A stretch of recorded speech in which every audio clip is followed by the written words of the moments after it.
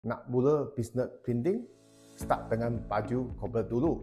Sebab dia lagi senang kostum berbanding dengan baju lain. Klien corporate biasanya guna bajet sendiri atau bajet jambatan. Dia orang bukan payah guna duit sendiri. Jadi senang buat keputusan, payah cepat. Baju corporate biasanya untuk uniform setiap tahun mesti buat tambahan palu.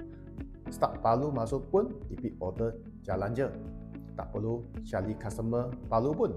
Baju corporate nampak lebih profesional, ada sulaman logo, collar kemas. Bos-bos biasa mudah approve sebab nampak image syarikat. Nak mula jana income dari printing tapi tak tahu mana nak start. Start dengan baju corporate. Lagi mudah kostum, lagi tinggi untung. Follow saya sekarang, saya akan share semua ini step by step cara kostum dengan syarikat dan agensi.